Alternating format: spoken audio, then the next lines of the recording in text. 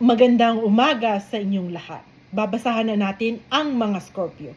Shout out na sa lahat ng mga Scorpio. First card is patient. Kailangan mong maging patient sa lahat ng gagawin mong desisyon sa iyong buhay. Dapat kalmado ang puso't isipan mo.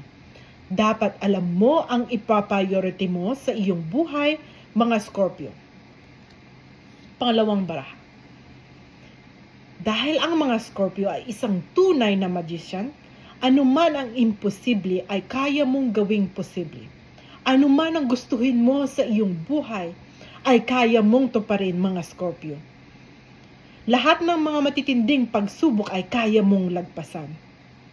Dahil may kakayanan ka na malagpasan mo lahat ng mga pagsubok.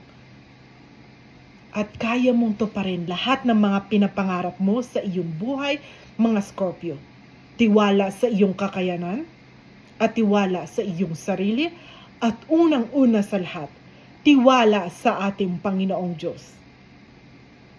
Ito ang susi para makamit mo lahat ng mga pinapangarap mo sa iyong buhay, para sa iyong pamilya at sa mga taong mahal mo sa iyong buhay. Sa panghuling baraha, kailangan mong tutukan ang banal na sacrifice o pagtulong sa iyong kapwa. Ito ang papairalin mo sa iyong buhay. Ito ang magagandang purpose mo, ang pagtulong sa mga taong nangangailangan ng iyong tulong.